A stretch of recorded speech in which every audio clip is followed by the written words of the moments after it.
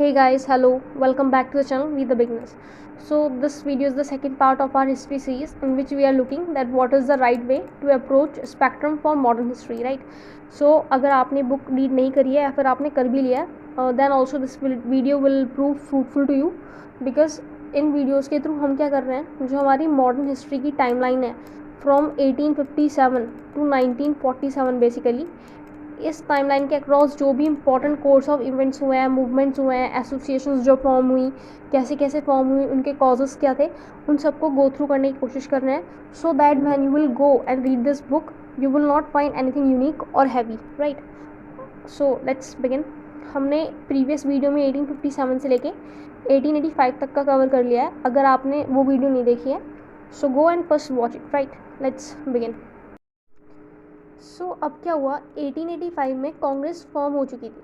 हमने पीछे देखा था कि यूएनसी यहाँ पे रिवॉल्ट हुआ था 1857 में, गवर्नमेंट ऑफ इंडिया एक्ट आया था, फिर आईपीसी आपकी कोड लगी थी, आपके हाई कोर्ट्स, आपके एजुकेशनल इंस्टीट्यूशंस इस्टेब्लिश हो गए थे, आपकी पॉलिटिकल अपराइजिंग स्टार्ट हो गई थी, सभाज, एसोसिएशंस, ऑर्गेनाइजेशंस जगह जगह बन रही थी.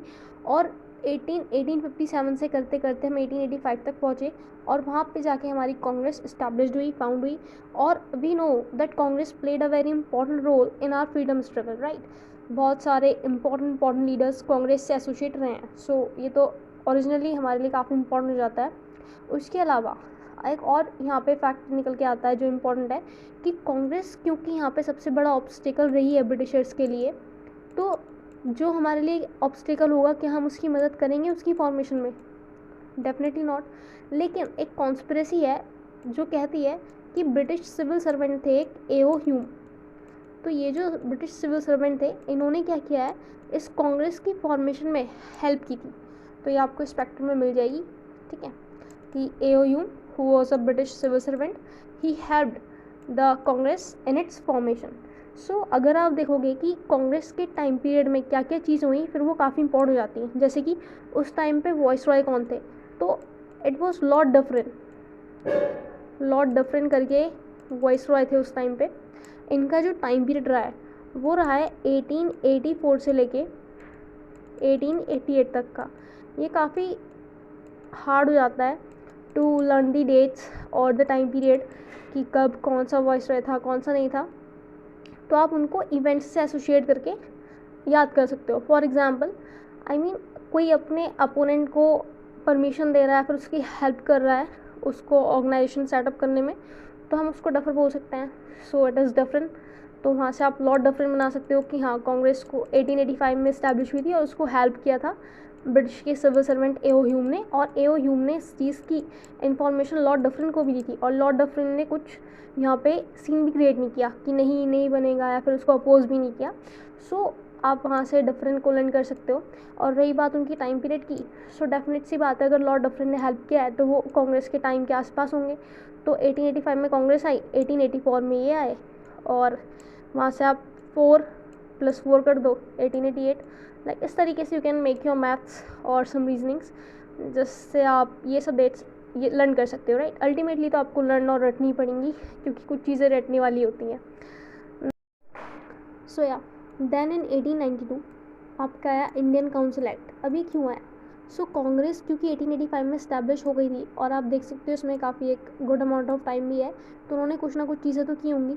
तो उनका मानना ये था उस टाइम पे जब कांग्रेस इनिशियली फॉर्म हुई तो उसमें जो अगर हम लोगों की आइडियोलॉजी देखेंगे, जो इनिशियल मेंबर्स थे कांग्रेस के, उनकी जो आइडियोलॉजी थी वो मॉडरेट वाली थी.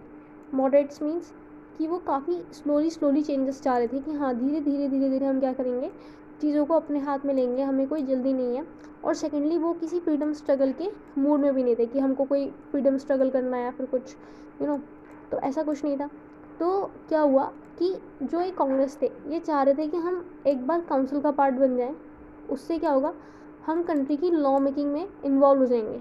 तो जब हम कंट्री की लॉ मेकिंग करने लगेंगे उससे हम क्या कर सकते हैं, जो ये ब्रिटिशर्स की पॉलिसीज़ हैं हम इनको क्या करेंगे, इन्फ्लुएंस करेंगे और मोल्ड करेंगे as per the need of Indians. हम इंडियंस की नीड के अकॉर्डिंगली उन चीज़ों को मोल्ड करेंगे और डेवलप करेंगे चीज़ों को.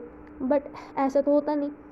लेकिन फिर भी कांग्रेस ने जब डिमांड्स किए कि हमें काउंसिल्स में रिप्रेजेंटेशन दो, तो ब्रिटिशर्स ने 1892 में इंडियन काउंसिल एक्ट ला के रख दिया. और इस काउंसिल एक्ट ने क्या करा, जो हमारी लेजिस्लेटिव काउंसिल्स थी उसमें सीट्स को इंक्रीज़ कर दिया, number of seats were increased, seats को इंक्रीज़ कर दिया गया, कांग्रेस को रिप्रेजेंटेशन मिला। तो यहाँ से हमें ये चीज़ देखने को मिली कि कांग्रेस आई, कांग्रेस ने क्या किया, लेजिस्लेटिव काउंसिल्स में इंक्लूड होने की अपनी इच्छा व्यक्त की, due to which in 1892 britishers pass this Indian council act which increase the seat of legislative councils. There after what happens that britishers ने देखा कि जो कांग्रेस है ये काफ़ी पावरफुल होती जा रही है, राइट। अगर हमने कुछ भी नहीं किया और तो इस तरीके से अपने डिमांड्स को पुट ऑन करते करते हमारे हाथ से पावर भी ले सकते हैं। तो 1905 में क्या हुआ, ब्रिटिशर्स ने अपनी डिवाइड एंड रूल पॉलिसी को एग्जीक्यूट किया, ठीक है। जो उनकी डिवाइड एंड रूल पॉलिसी थी they executed for the very first time I think. So Bengal partition क्या हुआ 1905 में कि इन्होंने बंगाल को on the basis of religion divide कर दिया। जैसे कि suppose this is your Bengal, हम इसको यहाँ पे ऐसे डिवाइड कर दें, so this become East Bengal and this become West Bengal. तो क्या था उस टाइम पे कि जो ईस्ट बंगाल था वहाँ पे मुस्लिम्स मेजॉरिटी थी और जो वेस्ट था वहाँ पर हिंदूज। तो उन्होंने इस चीज़ को देखा और इन्होंने वहाँ पे डिवीज़न कर दिया। इन्होंने एक और चीज़ ऑब्जर्व की कि जो हमारे एडमिनिस्ट्रेटिव पोस्ट हैं, ठीक है, या फिर जो हमारे पॉलिटिकल एरियाज़ हैं जहाँ जैसे हमारी काउंसिल्स हो गई या फिर कुछ और कोर्ट्स वगैरह के वर्क्स हो गए, वहाँ पर इंडिया में हिंदूज़ का रिप्रेजेंटेशन काफ़ी ज़्यादा है, हिंदूज़ हर जगह हो रहे हैं, लेकिन मुस्लिम्स को इतना रिप्रेजेंटेशन नहीं मिल रहा। तो उन्होंने क्या किया, इसी चीज़ का फ़ायदा उठाया और उन्होंने बंगाल को on the grounds of effective administration on the eastern part of the Bengal they divided. उन्होंने बोला कि हमें जो ईस्टर्न पार्ट है उसका डेवलपमेंट करना है, बंगाल के साइज़ के बड़े होने की वजह से हम वो डेवलपमेंट इफेक्टिवली नहीं कर पा रहे हैं, सो दे डिवाइडेड। बट इसके कॉन्सिक्वेंस क्या हुए कि जो हिंदूज़ थे, अब उनका पर्पस था कि हिंदूज़ और मुस्लिम्स को डिवाइड करना, और ऐसा ही हुआ। Hindus were not in favour of this division of Bengal where as Muslims were in favour of it, because उनको तो ये लग रहा था कि इससे उनका डेवलपमेंट होगा, ब्रिटिशर्स वाकई में उनके लिए इफेक्टिव एडमिनिस्ट्रेशन पॉलिसीज़ लेके आएंगे, उससे उनका क्या होगा, डेवलपमेंट होगा। Let me just rub it, या यस। सो 1905 में ब्रिटिशर्स ने अपनी डिवाइड एंड रूल की पॉलिसी प्ले करी और उन्होंने कर दिया बंगाल का पार्टीशन। तो अब जब हिंदूज उससे खुश नहीं थे तो कांग्रेस का भी तो कुछ रिस्पॉन्स रहा होगा इसमें। तो क्या रिस्पॉन्स रहा होगा, उन्होंने क्या किया, एक मूवमेंट लॉन्च कर दिया और ये मूवमेंट चला 1905 से लेके 1911 तक, ये उसका टाइम पीरियड हुआ। और ये हमारे कांग्रेस ने this Swadeshi movement they launched it in against of Bengal partition. So इस टाइम पीरियड में और भी चीज़ हुई, जैसे कि मैंने आपको बताया कि कांग्रेस में इनिशियली मॉडरेट्स आइडियोलॉजी के लोग थे, लेकिन since it was a long time, हम 1885 में कहाँ वो इस्टेब्लिश हुई और हम कहाँ 1905 में आ गए, तो क्या हुआ, कांग्रेस में और भी मेंबर्स आए, इंक्लूड हुए, उनकी आइडियोलॉजी थी extremist. What they want to bring radical change in the politics of India, they want to make India independent very quickly. So उसके लिए उनको अगर ब्रिटिशर्स के अगेंस्ट भी जाना पड़े, उनसे रिवॉल्ट करना पड़े, प्रोटेस्ट करना पड़े, they are ready for that. But moderates तो उस चीज़ के लिए रेडी नहीं थे। मॉडरेट्स चाह रहे थे कि हम धीरे धीरे चेंजेस बिल्ड करें। तो आप देख सकते हो यहाँ पे एक आइडियोलॉजिकल स्प्लिट हो रहा है। बट कांग्रेस की अच्छी बात ये थी कि उसने ऐसी डिफरेंशियल आइडियोलॉजीज़ के लोगों को भी अपने साथ रखा, लेकिन ये चीज़ बहुत जल्दी कन्वर्ट हो गई कांग्रेस के स्प्लिट में, और इसका रीज़न भी इस बंगाल पार्टीशन से ही रिलेटेड है, हम आगे देखेंगे। सो 1905 में उन्होंने दिस ए मूवमेंट को लॉन्च किया, they launch the Swadeshi movement, okay. Then 1906 Mohammad Ali Jinnah, उन्होंने क्या किया, कांग्रेस को ज्वाइन कर लिया। और जिन्ना भी इस बंगाल पार्टीशन के सपोर्ट में नहीं थे, but since Muslims were happy, तो उनको लगा कि हिंदूज तो इस तरीके से हमें डोमिनेट कर लेंगे, तो उन्होंने भी अपनी कुछ पार्टी वगैरह बनानी चाहिए। तो उन्होंने 1906 में शिमला डेप्यूटेशन की। शिमला डेप्यूटेशन के बाद उसका जो रिज़ल्ट रहा वो ये रहा कि मुस्लिम लीग फॉर्म हुई, मुस्लिम लीग का फॉर्मेशन हो गया 1906 में as the result of Shimla deputations and various other meetings. तब 1906 में जब मुस्लिम लीग फॉर्म हुई तो उन्होंने ब्रिटिशर्स को अपनी एक डिमांड रखी। ब्रिटिशर्स से कहा कि आपने कांग्रेस को तो रिप्रेजेंटेशन दे दिया, उसके थ्रू अलग अलग सेक्शंस रिप्रेजेंट हो रहे हैं, but as a Muslims we want representation also. So britishers ने उनकी डिमांड फुलफिल की और 1909 में वो फिर से एक इंडियन काउंसिल एक्ट लेके आए जिसका नाम है मॉर्ले मिंटो रिफॉर्म्स। अब इसका नाम मॉर्ले मिंटो रिफॉर्म्स क्यों है? सो मिंटो इसलिए क्योंकि मिंटो उस टाइम पे हमारे वाइसरॉय थे। एक मैंने आपको एक वाइसरॉय का नाम और बताया था, that is Lord Dufferin, which is also important. उनके टाइम पीरियड 1884 से लेके 1888 था, राइट, जस्ट रिकॉल इट। इसको बोलते हैं एक्टिव रिकॉलिंग। फॉर एग्जाम्पल अगर आप कोई चीज़ रीड कर रहे हो और उस चीज़ से रीड करके आप कोई और दूसरी चीज़ को भी एसोसिएट कर सकते हो, तो देन जस्ट डू इट, उससे आपकी एक्टिव रिकॉलिंग होगी, राइट। सो यहाँ पे हमने देखा लॉर्ड डफरिन थे। देन यहाँ पे जो 1909 का टाइम पीरियड है, यहाँ पर थे हमारे लॉर्ड मिंटो। अब मैंने आपको ये तो बता दिया कि मिंटो क्यों है, आपको मेरे को बताना है कि यहाँ पे मॉर्ले क्यों है, किसके नेम पे है। Just write in the comment section, okay. So 1909 में वो इंडियन काउंसिल एक्ट लेके आए और इस काउंसिल एक्ट ने क्या किया, मुस्लिम्स को रिप्रेजेंटेशन प्रोवाइड किया, मुस्लिम्स के लिए रिजर्व सीट प्रोवाइड की इन द लेजिस्लेटिव काउंसिल, तो उनको भी रिप्रेजेंटेशन मिल गया। Muslims were happy. एक तो बंगाल का पार्टीशन हुआ for their effective administration as per the Britishers, और दूसरा उनके रिप्रेजेंटेशन मिला, उनको रिजर्व सीट्स मिली इन द काउंसिल। सो हमने देखा कि हर एक इवेंट के पीछे क्या है, एक कॉज है। इंडियन काउंसिल एक्ट ने सीट को एक्सटेंड्स किया 1892 में।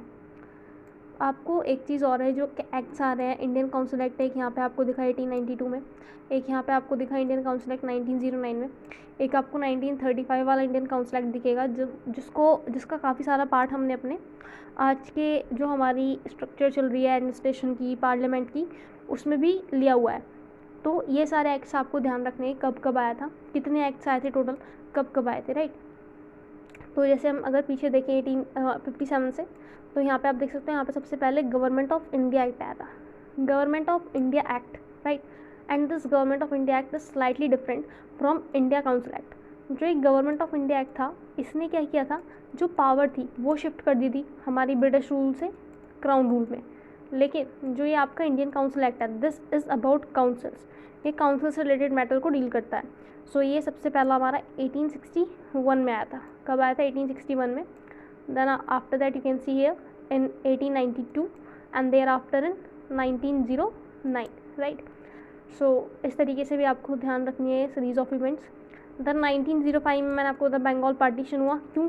बिकॉज ब्रिटिशर्स ने कांग्रेस की डोमिनेंस को सप्रेस करने के लिए बंगाल पार्टीशन किया, डिवाइड एंड रूल की पॉलिसी को इम्प्लीमेंट किया for the very first time. Then 1905 में अब कांग्रेस ने इसका अपोजिशन करने के लिए मूवमेंट्स किए, ये सब हुआ। उसके बाद हमने यहाँ पे देखा कि अब मैंने आपको बताया कि मॉर्ले मिंटो क्यों है, क्योंकि मिंटो तो हमारे वाइसरॉय थे, लेकिन मॉर्ले कौन था, आपको ये कमेंट सेक्शन में बताना है। देन इन 1906 शिमला डेप्यूटेशन हुई, उसका रिजल्ट क्या हुआ, आपकी मुस्लिम लीग फॉर्म हुई। कांग्रेस का स्प्लिट हुआ 1907 में, राइट। ये क्यों हुआ? क्योंकि मैंने आपको बताया था कि मॉडरेट्स एंड एक्सट्रीमिस्ट, अब ये दो आइडियोलॉजीज़ कांग्रेस के अंडर हो गई थी। तो जब उन्होंने स्वदेशी मूवमेंट को लॉन्च किया 1905 में आफ्टर द बंगाल पार्टीशन, उसको अपोज करने के लिए, तो जो मॉडरेट्स थे वो चाह रहे थे कि हम इस मूवमेंट को, स्वदेशी मूवमेंट को बंगाल तक रखें। लेकिन एक्सट्रीमिस्ट ने देखा कि ये मूवमेंट काफ़ी अच्छा कर रहा है, हम इस मूवमेंट को पैन इंडिया मूवमेंट भी तो बना सकते हैं। पूरे इंडिया अगर ब्रिटिश गुड्स को बाइकआउट करेगा तो ये कितना बड़ा एक मूवमेंट बन जाएगा। तो एक्सट्रीमिस्ट ने उस परसेप्शन से सोचा, लेकिन मॉडरेट्स इसके लिए वो कंसेंट नहीं थी उनकी कि हाँ हम इस चीज़ को करें। सो उनके बीच में क्या हुआ, आइडियोलॉजिकल कॉन्फ्लिक्ट्स हुए और कांग्रेस स्प्लिट इन 1907। और तब तक के हमारा बंगाल पार्टीशन भी कैंसिल नहीं हुआ था। बंगाल पार्टीशन कैंसिल हुआ 1911 में जाके। 1911 में जाके ये कब हुआ, जब मुस्लिम्स को लेजिस्लेटिव काउंसिल्स में रिजर्व सीट्स मिल चुकी थी, राइट, उसके बाद हुआ। और 1911 में ये, अच्छा, इसको बंगाल पार्टीशन जो कैंसिल हुआ, इसके पीछे एक तो हमने देखा स्वदेशी मूवमेंट इज़ रिस्पॉन्सिबल। इसके अलावा एक और फैक्टर था, that is George fifth. George fifth क्या थे, उस टाइम के किंग थे यूके के, ओके। तो वो इंडिया आए हुए थे ड्यूरिंग दिल्ली दरबार। तो उन्होंने जब इस चीज़ को देखा कि बहुत मैसिव मूवमेंट हो रहा है, लोग हमारे गुड्स को बाइकआउट कर रहे हैं, हमारा लॉस हो रहा है, तो उन्होंने क्या किया कि इस बंगाल पार्टीशन को कैंसिल कर दिया। और उसके साथ साथ उन्होंने जो इंडिया की कैपिटल थी उसको कैलकाटा से दिल्ली शिफ्ट कर दिया। तो हमारी कैपिटल भी इस तरीके से कैलकाटा से दिल्ली शिफ्ट हो गई 1911 में। सो अगर आपको इस वीडियो में कुछ चीज़ समझ में नहीं आई है तो आप उसको या तो फिर से देख लो या फिर कमेंट सेक्शन में let me know, so that I will take your query in the very next video. Okay, so यहाँ पे और भी है अभी, we will cover it in the next parts. So if you like the video, don't forget to like it, share it and subscribe it.